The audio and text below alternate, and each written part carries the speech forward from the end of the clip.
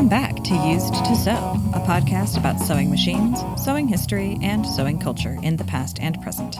I am your producer and co-host, Aradia, daughter of your main host, T.R. Kelly, who is here today to talk to you about the Triangle Shirtwaist Factory Fire, Part 2 of 2.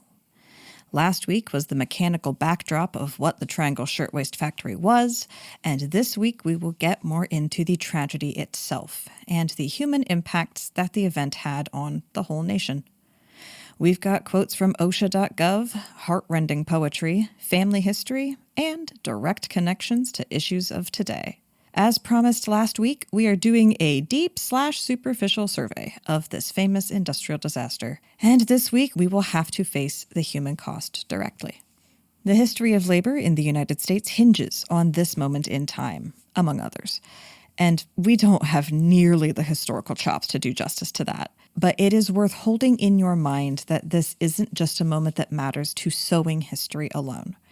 As you will hear, the Triangle Shirtwaist Factory was just one of many places in New York where immigrants were creating labor organizations and agitating for changes that we take for granted today. After TR reads us some poetry that will almost certainly make you have feelings, I'll share some of my paternal family history that overlaps with this event. We don't have a direct connection to the disaster itself, but there's no way that those particular ancestors of mine were not affected by it. Okay, now we're going. We're good. We're good. You know, if computers were sewing machines, we just snarled up our bobbin cases.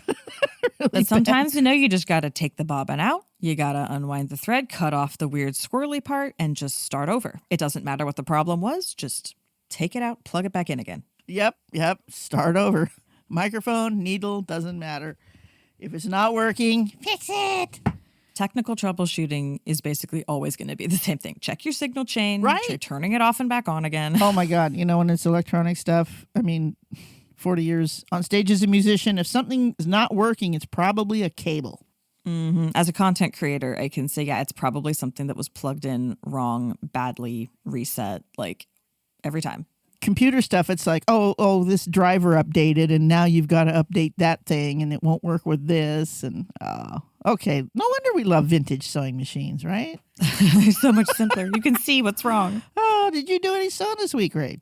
Yeah, I had some friends over, and it was just a quick little, this dress is a little bit too long, and so the straps are falling off the shoulder. Right. So just pinch it up, mark it, stitch it. Wham, bam, thank you, ma'am. Excellent. I was very proud of myself because, my friend is looking at me like I'm a genius. And I'm like, oh, yeah. I just, but I have all the right tools, right? Yeah. I've got little pins. Yep. I just got all this stuff. And then Kenny, did what I needed to do. That was what I was going to say. What machine? Yeah. So not a huge sewing project by any means, but it was a gratifying thing to have someone come over and be like, hey, can you do this real quick? Oh, yeah, no problem. 15 minutes later. Oh, you're so cool. Oh, wow. How did you do that? I feel that way about people that can saute onions. I also can saute onions. It's one of my favorite tasks. I'm very good at sauteing onions. Cooking. Oh, did I sew this week? No, not really. I rearranged my sewing stuff a little bit. Went thrifting, looking for the usual suspects. Found a Singer machine. Now, I didn't buy it. Saw a Singer machine that I had never seen before. In 50 years of being into Singer sewing machines, I had never seen a Starlet. What the hell was it? $495? $459? I can't remember right off the bat. But it was it reminded me of your Quilt and Sew in that it had the case comes off. And now you've got a little portable machine. Okay, so like the Singer Genie. A lot of us have seen the Singer Genie. It's got that little 1968 flower power deal on it, and it comes in a little case that folds off. This was probably from the same era, had the same shape. I looked up a little bit about it. It was made in France. Singer had a factory in France. Interesting. And it was a neat little machine. It was like the thing that separated it from the Genie was that it also had a free arm piece that came off. So now you've got these two plastic pieces that you have to stick them someplace because unlike the Quilt and Sew, these didn't make into a clever little sewing surface. but they did hold the pedal. Everything was cleverly tucked in. Machine was from 1980. Plastic. But just the fact that, oh my God, what is that? It has this weird sunset graphic on the front panel. They wanted $50 for it, but it had had a hard life. I mean, all the pieces were there, but... But that's really cool. You were able to enjoy that experience without having to buy it. You could just admire it, move on. Oh, yeah. I took some pictures and posted it on one of the Facebook groups about, hey, has anybody ever seen this before? And lots of people are like, whoa, that's cool. Some people had. A lot of people hadn't. So I think because it was made in France. And the name of it was Starlet. You know how they have, like, there was the Genie. I don't remember what model number the Genie was, but it was the Genie. So this was the Starlet. Then they also had stuff like Stylist and Athena and Diana, you know. Not stuff like, oh, it's the 15. Right, yeah. Gotta be sexy. We had some correspondence this week, right? You said? Oh, right. I did not pull that up, but yes, I have noticed that people have been writing to us. How many stickers? How many mistakes? I appreciate. I know, right? So let's see. Let me go back. Oh, we have a new Patreon. Oh, excellent. Thank you very much to Raven for joining our Patreon. I super, super appreciate that. I hope that you can get to the RSS feed nice and easily for an ad-free version of the podcast. Oh, yeah. So let's see. We got an email 3 days ago from Will that says, Singer and the Standardization of Parts. That's the title. It says, let me know if you already knew this about Singer. When they began to work on the standardization of parts, it wasn't at Singer. They went to New England rifle manufacturer. Can't remember the name off the top of my head. Apparently, the weapons maker was further along in making the machines that made parts. Yes. Singer also did something else that was a wee bit of a surprise. They secretly purchased the domestic sewing machine company of Norwalk, Ohio. Then they experimented with making the domestic machine with their associates in the rifle company in New England until they had proven methods of manufacturing standardized parts to bring back to Elizabethtown, New Jersey. Wow. So yes, Singer gained ground quickly with manufacturing standardized parts, but they didn't do it at the expense of working it out in their own factory. And if that isn't enough of an oh my moment, we could tell the story about what happened after Domestic went under and how they were purchased by a Chicago law firm on the same day that they were sold to Sears and Roebuck, who in turn became the 80% owners of the King factory in Buffalo. And ta-da, Sears and Roebuck began making their very own sewing machines, and no one was any the wiser. History. Gotta love it. Always a surprise. Wow. Will, thank you for that absolute blast of info dump. Blast of info dump. That's so fascinating. And I do recall hearing about that. I do not remember if the manufacturer was Colt. But yeah, the interchangeable parts, the concept of interchangeable parts did come from firearms, I believe, early on. Because really, and a lot of sewing machine manufacturers, like when we get to talking about Viking, Husqvarna, I think they came directly out of an armament manufacturing as well, because aside from, the only other thing I can think of with very fine moving parts from that era would be watches, which is very small. In fact, you watchmakers are in your family. What are you doing? You're reading another one? Yeah. Well, and then to go on the white track, we got another email a day later, still from Will. Oh, Will's listening. Will is apparently binging our content and giving us info dumps in reaction. Fantastic. Love that. Excellent. Love it. This email was titled One White Problem. The White Sewing Machine Company of Cleveland, Ohio, continued to sell outsourced sewing machines like the Fairlady 764, one of 6 models made with a built-in handle, until 1986. In 1986, the sewing machine division of White Incorporated was sold to Electrolux of Sweden. White was never sold to Husqvarna Viking.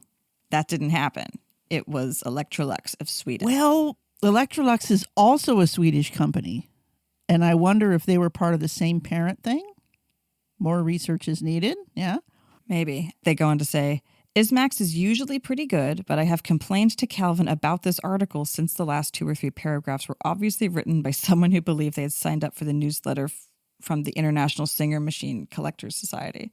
American executives, people in suits, got on airplanes and flew to Japan. They wrote and signed contracts with Japanese sewing machine companies to import thousands of machines. If Canada was making them cheaper, they would have gone to Canada. If Mexico made them cheaper, they would have moved their companies to Mexico. American businessmen killed off sewing machine manufacturing in America. Yes. Blaming the Japanese for doing what we paid them to do is just stupid. Oh, yeah. No, we can't blame the Japanese. No, they were just another workforce. It's the forces of, capitalism. But yeah, 1986, that was the same year that Singer got rid of its sewing machine division too. I didn't know that about White. So thank you very much, Will, for those big info dumps. If you want a sticker, write to us with your mailing address and you can get stickered up. Oh, yeah, absolutely. You, that is some really deep stuff. I mean, thank you for sharing that with us. Like I said, I don't know. I mean, I know what I know. I know what I learned, but I know that I know like 5% of what there is to know about vintage sewing machines. And so I consider my job here more of a facilitator of passing along information and looking at sources and just keeping y'all excited, being a friendly voice in your sewing room as you're playing bobbin chicken. And then our third email that we got just yesterday. Oh my God, we're famous! It's from Let's Get Sewing from Liz. Oh, yeah. Liz wrote, I enjoyed the latest. The title of this email is Will It Sew Leather? And then the body reads, I enjoyed the latest episode. I recently acquired a Davis for my grandson that keeps asking if I have a machine that will sew leather. He has recently become enamored with all things leather, and trips to Spokane always include a trip to the Tandy store for project supplies. He wants me to help him sew a leather jacket. Facepalm emoji. I'm not quite sure I'm up to that task. I think a sale right is in his future at some time. Oh, yeah. Anyway, this Davis was listed on Marketplace as a hand crank, but what someone actually did was drill a hole in the spoke of the hand wheel and install a knob for turning. Thus, you can get 1 stitch per rotation. That will probably be a good speed for him. And then says, if you ever make it to Spokane, please let me know and stop by. And, hell yeah. Visit.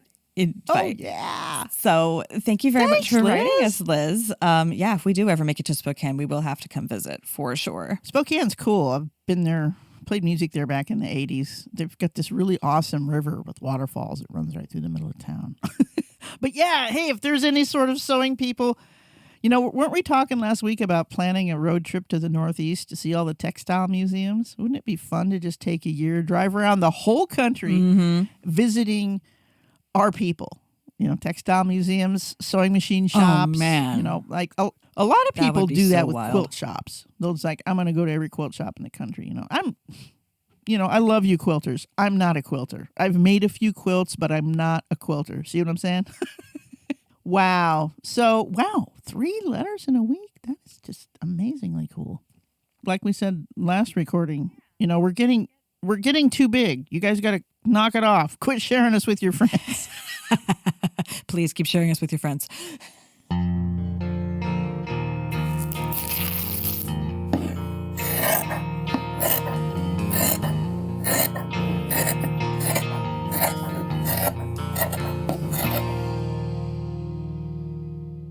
Oh, well, today we're going to pick up with the Triangle Shirtwaist Fire again. What does this have to do with vintage sewing machines? Well, it's old.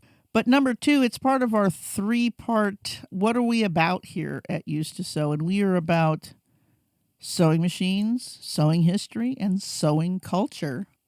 We are here to encourage reduce, reuse, recycle, repair, restore, rehome, all the things you can do with sewing machines and such. And underlying all of that is a strong dislike of fast fashion, cheap fabric, throwaway culture as it applies to machines and clothing. So Triangle, this is one of those definitive moments in American history that pretty much, I don't know if they're teaching labor history and industrialization and stuff nowadays, but when I was in school, this was, we learned about this. This was the history of labor movements in the United States, and communism and capitalism. And this comes up because it's where a lot of things intersected that were really huge in America at the time. Okay, so let's start with the social aspect of why are these people working in this factory in the first place. Let's talk about capitalism. What is capitalism? Capitalism is an economic system based on the private ownership of the means of production to acquire profit. All right. Private ownership of the means of production to acquire profit. So you own a factory and you get some workers and you get some raw material and you make some stuff and you sell it and you make a profit. That's pretty basic.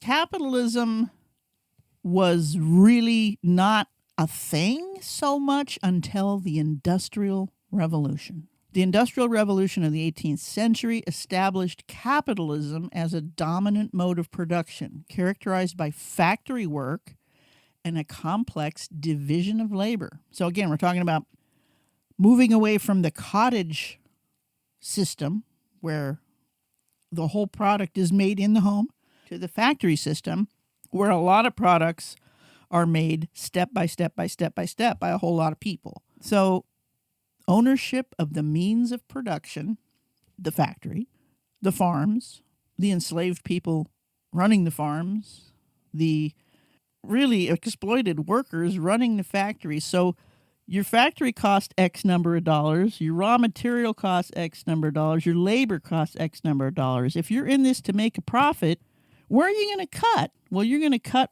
wherever you can. And if there's 1,000 workers competing for 100 jobs, you don't have to pay them very much. And if one dies or gets sick or, misses the train, hey, there's plenty waiting.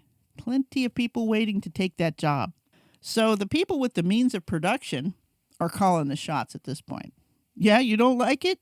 There's somebody else that wants to work for you. This happens over and over again through history, through capitalist history. I mean, the Dust Bowl, even now, cat break, hang on. So, let's just start this at 1900. Triangle Shirtwaist happened in 1911, March 1911, so that's 115 years ago. Okay, so if you're all the workers and you're just tired of being treated like crap, what can you do? You can refuse to work. Well, but wait a minute. There's 1,000 people out there who still want to work. Well, we need to convince them it's in their best interest to join with us, to organize and bargain together to get what we need from the owners. So this is the labor union movement. If we can get all of the workers to say, no, we're not going to work until you give us $1. We're done with 75 cents or whatever their demands are. It's really hard to get people to stick together like that, especially, remember, we're 1900 in New York. We're a flood of immigrants coming to the United States who don't speak English or speak it very little. They're from Eastern and Southern Europe mostly. And these people are pouring into the United States, fleeing their home countries, getting away from economic ruin, pogroms, religious war, all kinds of people stealing their land, whatever. Same stuff as any immigrant. Okay, they're coming to the United States. Give us your tired, your poor. We want to put them to work in our sweatshops. Well, some people just weren't going to take that laying down because we're not. We're just not. Hey, somebody looked around at like, hey, there's 100 people on this floor. What if we all decided to just stand up from our sewing machines and not work and not put out any product today? And what if everybody in all the other factories did that? So this is a very powerful idea. The International Ladies Garment Workers Union was founded on June 3, 1900 by 7 local unions with a few thousand members between them. The union grew rapidly in the next few years, but began to stagnate as the conservative leadership favored the interest of skilled workers, such as cutters. Remember what we learned last week in Triangle? Who were the cutters? The men. Men were the cutters. So the conservative interest favored the skilled workers. This did not sit well with the majority of immigrant workers, particularly Jewish workers with a background in Bundist activities in Tsarist Russia, or with Polish and Italian workers, many who've had strong socialist and anarchist leanings. So they've kind of got the idea that they don't have to take this, as they're bringing in some ideas here. Right. The International Ladies Garment Workers Union had a sudden upsurge in membership that came as a result of 2 successful mass strikes in New York City. The first, in 1909, was known as the Uprising of 20,000 and lasted for 13 weeks. It was largely spontaneous, sparked by a short walkout of workers from the Triangle Shirtwaist Factory. but involved only 20% of the workforce. That, however, only prompted the rest of the workers to seek help from the union as well. The firm locked out its employees when it learned what was happening. So that's another thing. Oh, yeah, you don't want to work? We're locking the factory. You can't work now. And we're going to blacklist you. We're going to put you on a list so other factory people won't hire you. News of the strike spread quickly to all New York garment workers. At a series of meetings after the leading figures of American labor movement spoke in general terms about the need for solidarity and preparedness, Clara Lemlich rose to speak about the conditions she and other women worked under and demanded an end to talk and the calling of a strike for the entire industry. The crowd responded enthusiastically, and they voted for the general strike. 20,000 out of 32,000 workers in the shirtwaist trade walked out in the next 2 days. Those workers, who were primarily women and immigrants, defied the preconceptions of many conservative labor leaders who thought that women and immigrants could not be organized. However, their slogan, "We'd rather starve quick than starve slow," summed up the depth of their bitterness regarding the sweatshops in which they labored. The strike was a violent one. Police routinely arrested picketers for trivial or imaginary offenses, while employers hired local thugs to beat them as police looked the other way. Get that. Police hired male thugs to beat striking women. A group of wealthy women, among them Frances Perkins, Anne Morgan, and Alva Vanderbilt, supported the struggles of the working class women with money and intervention with officials, and often picketed with them. Newspapers dubbed them the Mink Brigade because they used their wealth and privilege to try to protect the strikers. However, the strikers did not always welcome their help. Emma Goldman told the press that if the strike is won, it will be on its own merits, not because it was assisted by wealthy ladies. The strike was only partially successful. Sure. ILGWU accepted an arbitrated settlement on February 1910 that improved the workers' wages, working conditions, and hours, but the settlement did not provide union recognition.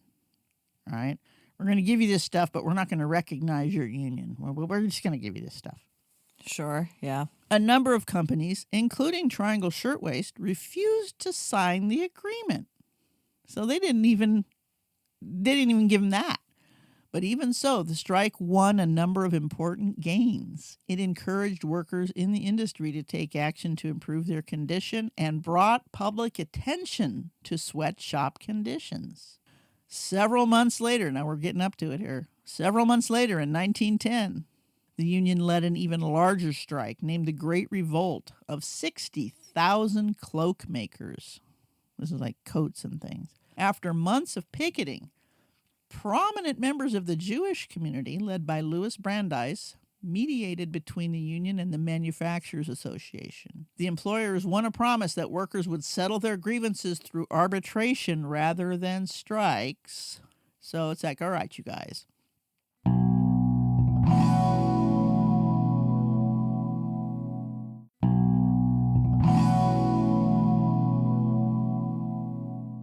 Triangle Shirtwaist Factory Fire and its aftermath. Now, there's a picture here of the building. This 10-story building. All up the corner is 6 different signs for the workers, for the factories that are inside. Triangle was only one employer in this building. 6 different signs for different types of garments. So this whole factory is full of garment workers. Okay, Triangle was only on 3 floors. The union became more involved in electoral politics, in part as a result of the Triangle Shirtwaist Factory Fire, March 25, 1911, in which 146 shirtwaist makers, most of them young immigrant women, either died in the fire or jumped to their death. Many of these workers were unable to escape because the doors on their floors had been locked to prevent them from stealing, taking unauthorized breaks. More than 100,000 people participated in the funeral march. They shut New York down. There was no work. All the workers of the city pretty much, we're not working today. We're going to do this parade. Damn. So Not only were the doors kept locked to keep workers from, quote, stealing, they were also locked to keep union organizers out of the building. Right? You can't just come in here and talk to our workers like that. So, okay, here's another little. This is actually from OSHA.gov. Wow. So for those of you who are not in the United States, OSHA is Occupational Safety and Health Administration. It's basically who regulates and keeps an eye on workplace safety in this country. 100 years ago, on March 25, fires spread through the cramped Triangle Waste Company garment factory on the 8th, 9th, and 10th floors of the Ash Building in Lower Manhattan. Workers in the factory, mostly young women recently arrived from Europe, had little time or opportunity to escape. The rapidly spreading fire killed 146 workers. The building had only one fire escape, which collapsed during the rescue effort. Check it out. One fire escape. I've seen a picture of this thing. It's like this spindly little, no. Yeah, quintessential New York fire escape. It's not sturdy. No, it's one for a 10-story building. Long tables and bulky machines trapped many of the victims. Panicked workers were crushed as they struggled with doors that were locked by managers to prevent theft and doors that opened the wrong way. Outside, firefighters' ladders were too short to reach the top floors, and ineffective safety nets ripped like paper. The catastrophe sent shockwaves through the city, beginning in the communities of immigrant workers. Family grief turned to citizen anger as the causes of the fire, including the abhorrent working conditions, were exposed. The public outcry over what was clearly a preventable tragedy brought a renewed sense of urgency to the labor movement and other groups working to improve women's and immigrants' rights in the workplace. The Triangle Factory Fire remained the deadliest workplace tragedy in New York City until the terrorist attacks on the World Trade Center 90 years later. Wow.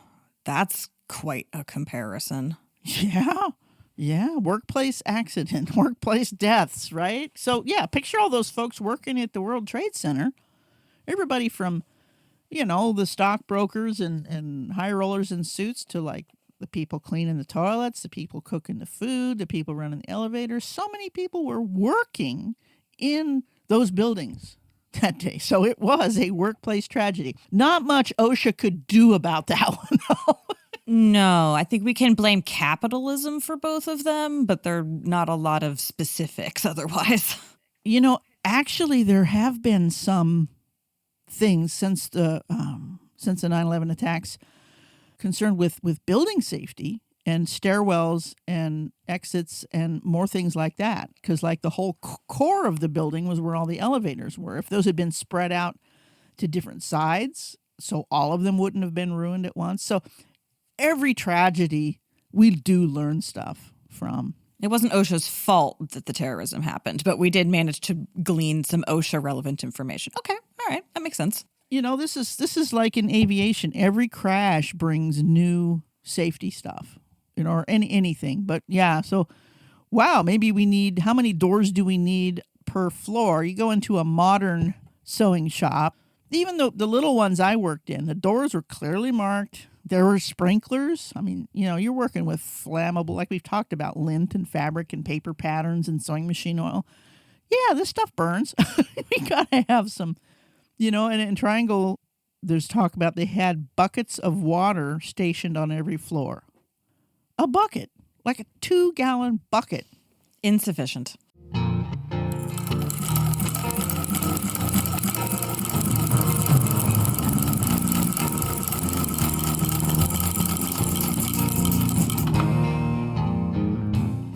Now, lest we think that this is all old history, here's a book that I recently got here, and it's called Fragments from the Fire, the Triangle Shirtwaist Company Fire of March 25, 1911.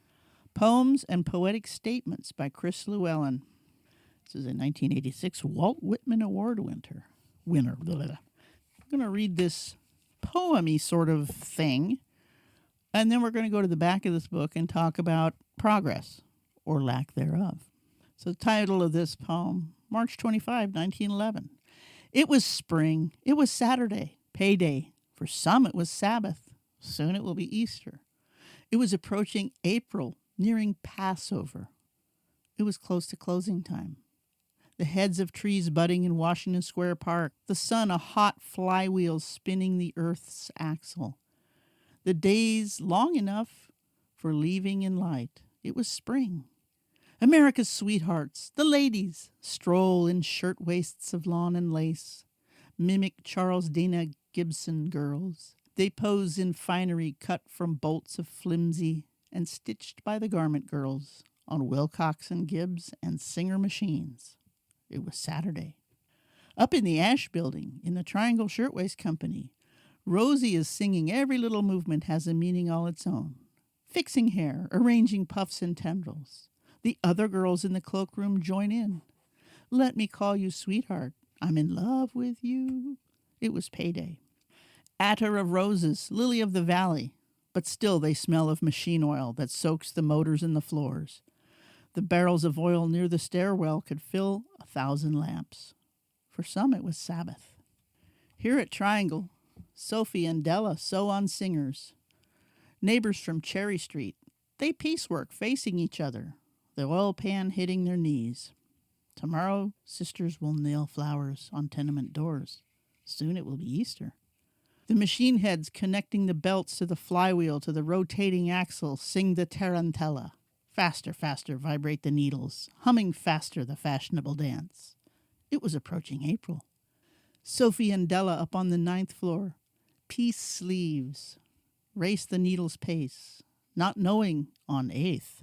Paper patterns burn from the wire, fall on machines, spark moths and pinwheels round the room, rockets push up cutting tables.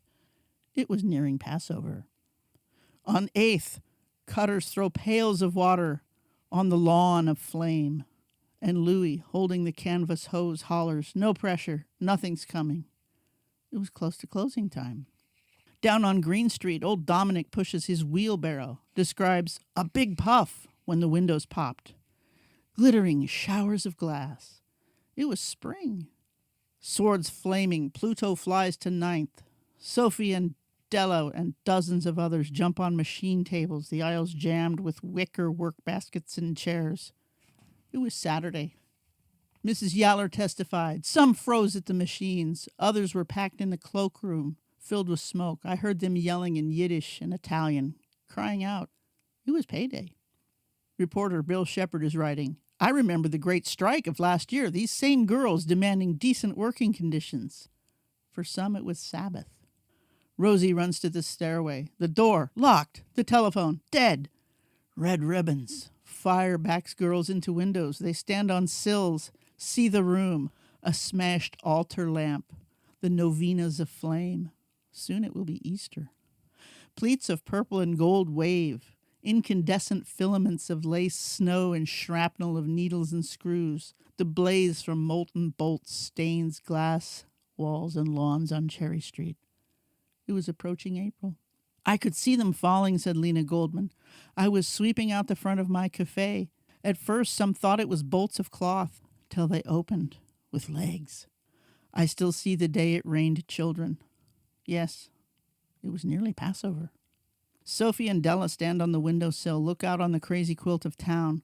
We will leave for our block on Cherry Street. Leave these skeletons leaning on machines. Faces fixed on black crucifix of the cloakroom window. It was close to closing time. The Times quoted Mr. Porter. The Triangle never had a fire drill. Only 3 factories in the city ever have. One man I pleaded with replied, let 'em burn. There are a lot of cattle anyhow. It was spring. Captain Henry was the first policeman to arrive. I saw dozens of girls hanging from the sills. Others, dresses on fire, leapt from the ledges. It was payday. Ordering the nets and ladders, Battalion Chief Worth explained I didn't know they would come down 3 and 4 at a time. Why, these little ones went right through the life nets. Soon it will be Easter.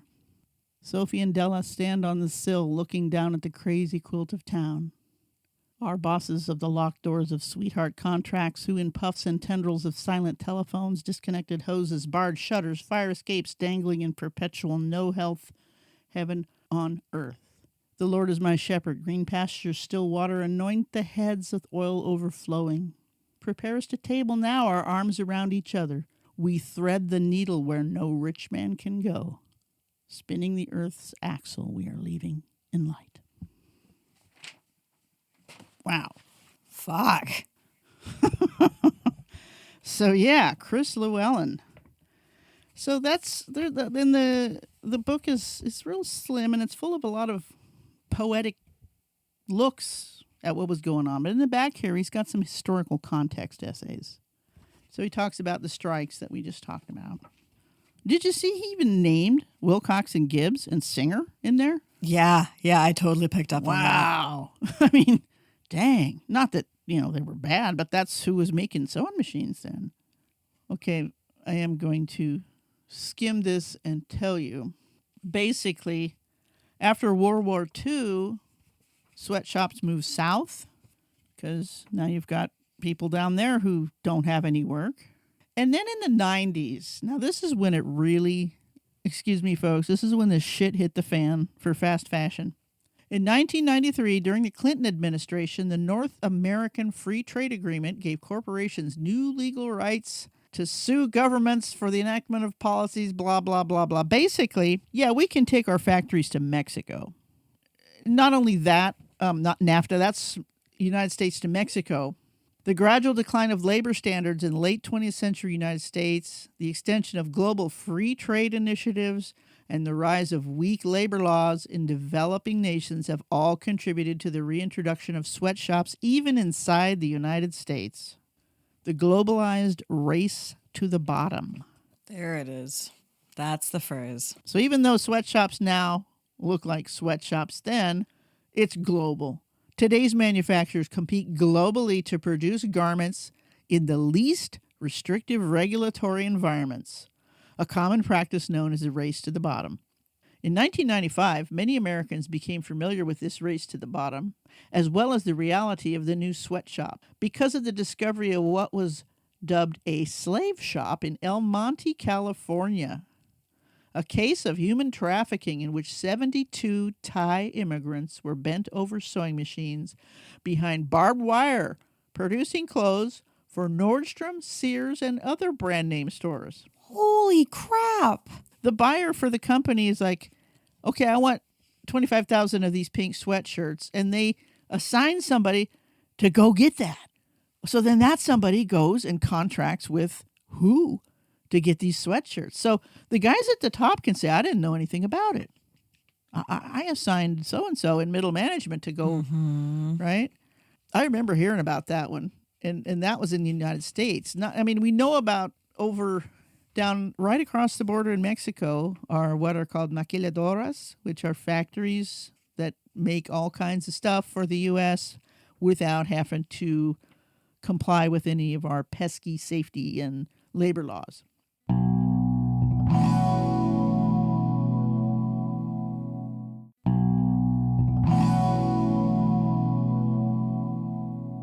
Sweatshops and factory fires in the new millennium.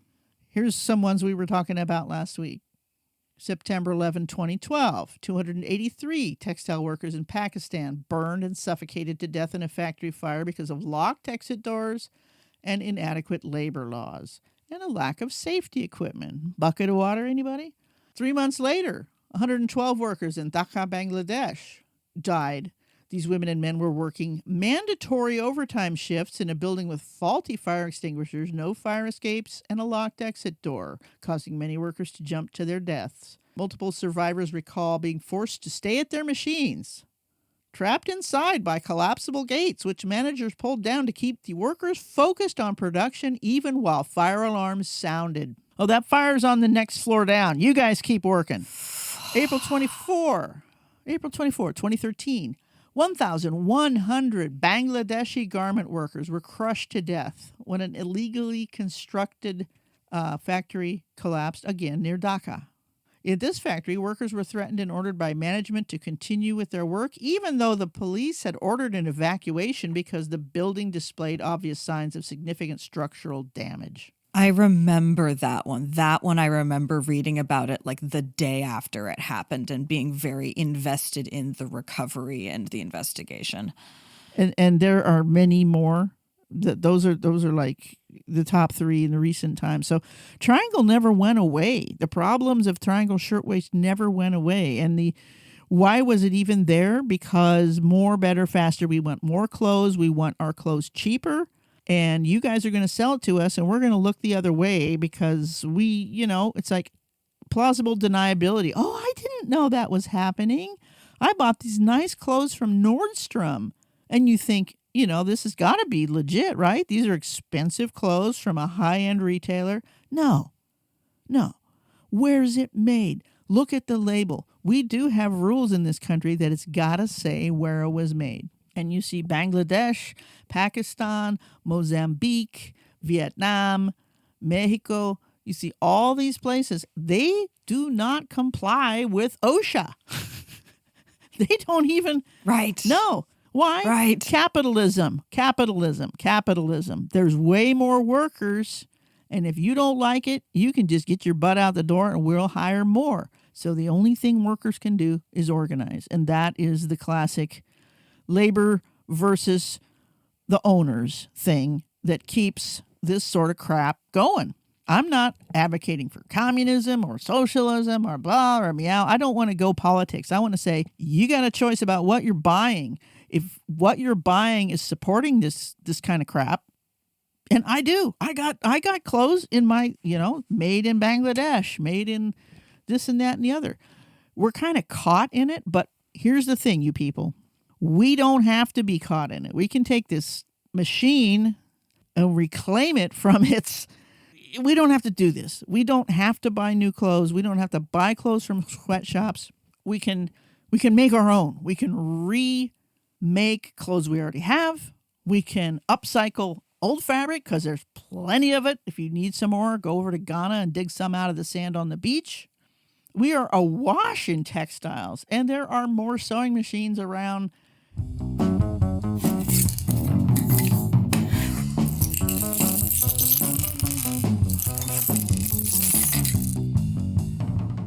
Yeah, I'm just getting all foamed out here. I'm starting to froth at the corners of my mouth. You want me to tell you my family history piece of this? Yeah. Let me.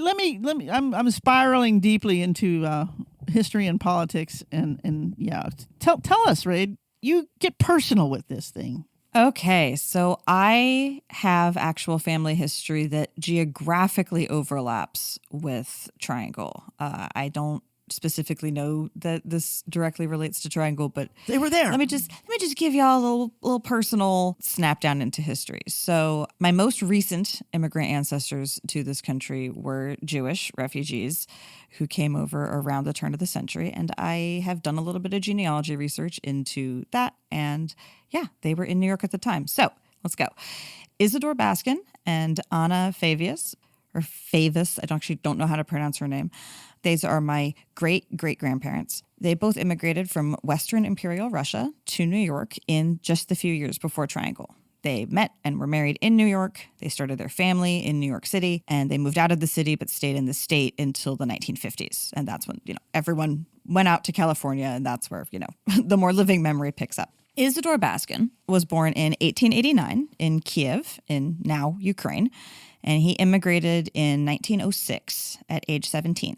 His first job was in a watch factory, and he maintained a job repairing watches in East New York City as the rest of his siblings and then parents immigrated and settled into Brooklyn. And wow. Process lasted until 1914. So from 1906 to 1914, the family was getting over They were right there in New York. Yeah. Yeah, because it was Imperial Russia, and it was really bad to be a Jew in Imperial Russia. I've got, there's a blip in the memoir about the context. And so, yeah, they were like, just let's get out, let's go to New York. So they were doing the watchmaking thing. That's what Isidore was doing. His future wife, Anna Favis, was born in 1895 in Vilna in Lithuania. Ooh. And immigrated in 1910 at age 15. And she moved in with her married sister. Her sister was already in New York and was married to a nice man. And so she moved over to be with her sister and very quickly found a job in a factory. A factory. The memoir does not specify what the factory was. And the implication is that she was at that factory until she met and married Isidore. But there's no more information about if she changed factories, what the industry the factory was in, where in the city she was. No information about that at all. I did look into, they got married in Hempstead in Nassau County in 1914. He was 24, she was 19. And they started out living in a tenement in Harlem. In 1920, they pooled their resources with some friends and their families, and they moved out into like New York State. But originally they were living in Harlem. So Triangle happened in 1911, right? Isidore was 22 and Anna was 16. So they hadn't met yet when Triangle happened. She could have been there.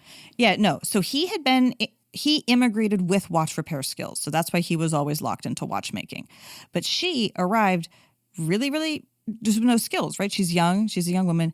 She is exactly who was being used to work in Triangle. Yes. And I have no idea where in New York City she was living with her sister. I have no idea where or how she met Isidore.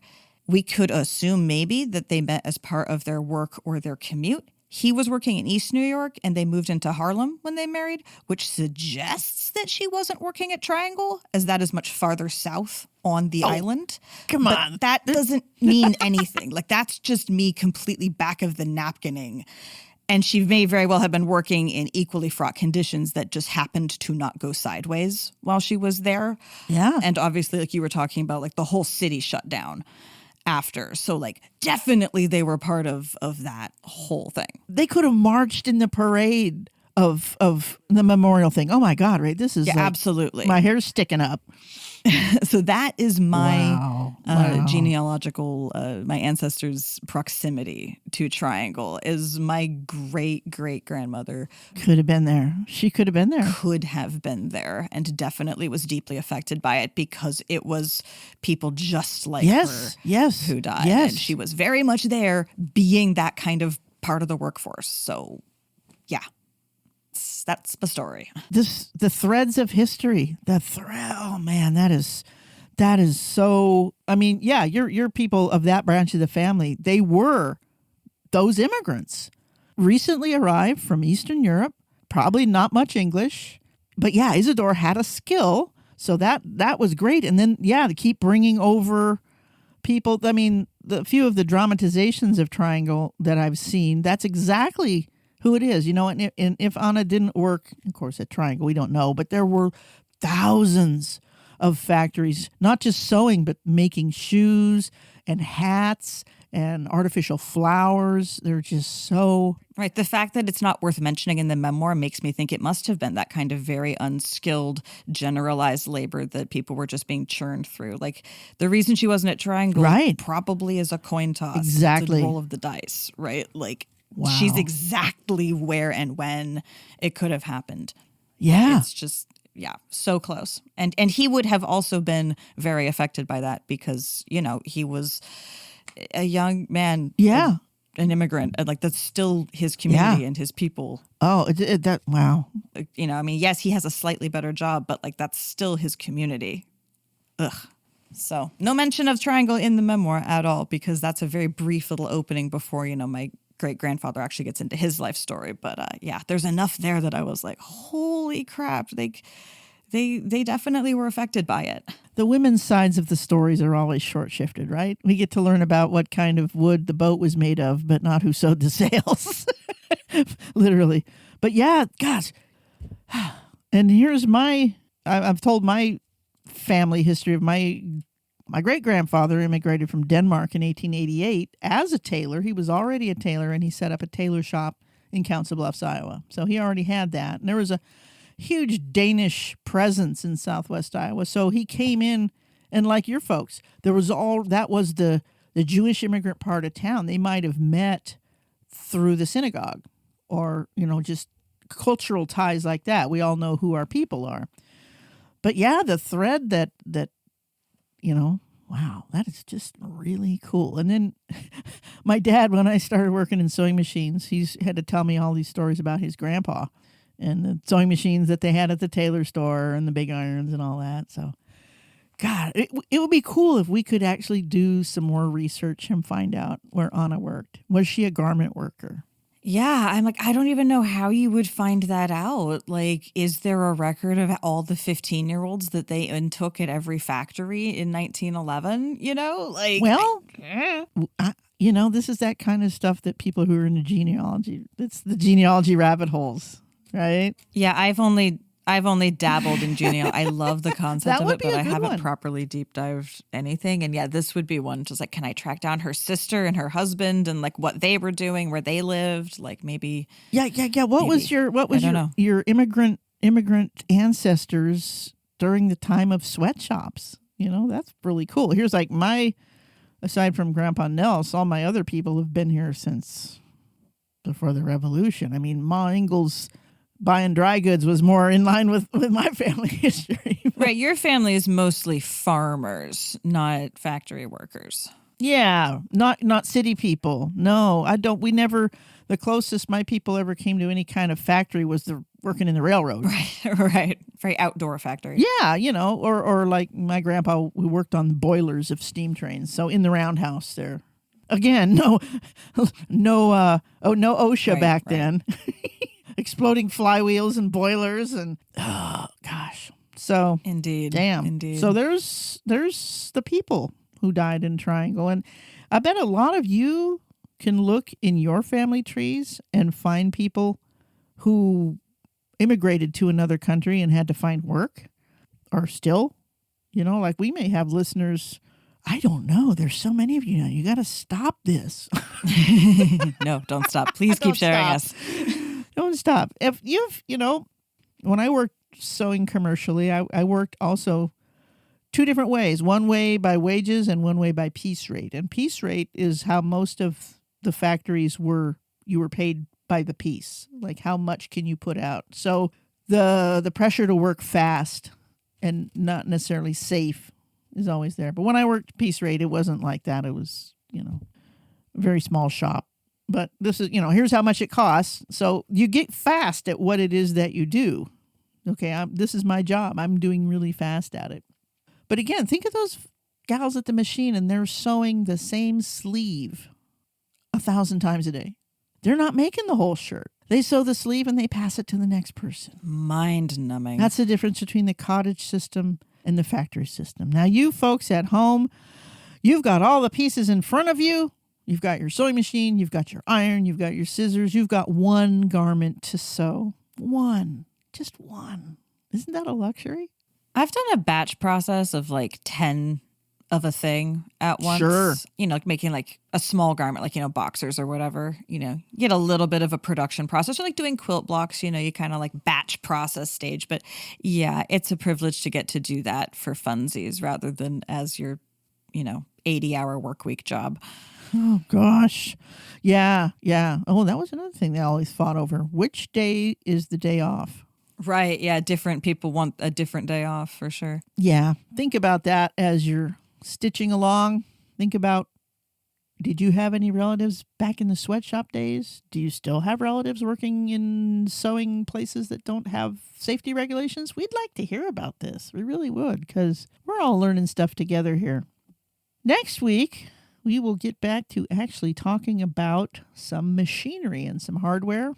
And for those of you that like machinery and hardware, you're outnumbering. I mean, I love machinery and hardware and engineering. I'm not sure which manufacturer I'm going to talk about next, but this was our occasional depressing dive into fast fashion and why, if you can, you should try not to participate. Stay threaded. And there you have it, part 2 of our 2-part discussion about the Triangle Shirtwaist Factory Fire. We learned a bit about labor organizing history in the early 20th century, immigration in New York and how it overlaps with my family history, read a heartbreaking poem, and saw how little has changed from then to now with respect to clothing manufacturing. This was a heavy one. It was heavy to research, to record, and to edit, and probably to listen to. But it is important to remember where we came from and what sacrifices have already been made as we grapple with the issues of the present. History doesn't repeat, but it does rhyme, as I've read on the internet, and that sure seems true here. Triangle never went away. But perhaps if we change our collective behaviors, it can go away someday. It will take all of us remembering the past to influence the present that will make a different future. I did enjoy getting to do some genealogy research and historical extrapolation to lighten the end of the episode a bit.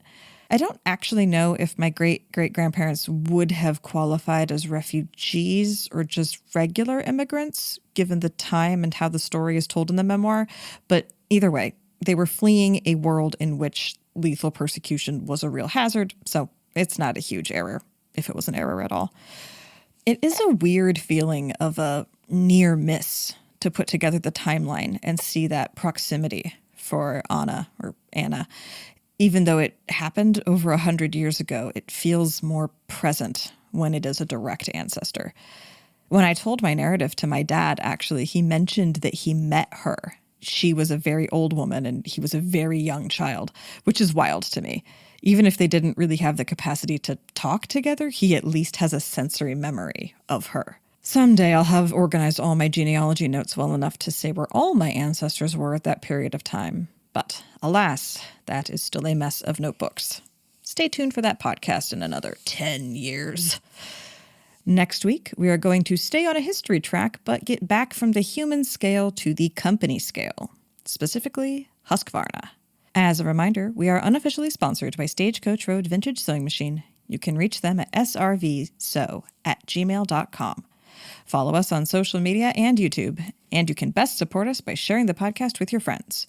You can even get ad-free episodes by joining our Patreon at patreon.com/used2sew. Thank you for listening to us here at Used to Sew. We always welcome your additions, corrections, and feedback in general. Please reach out to us via email at usedtosew@gmail.com. Used to Sew is a production of Fox and Raven Media. For more podcasts from Fox and Raven Media, visit our website at foxandravenmedia.com.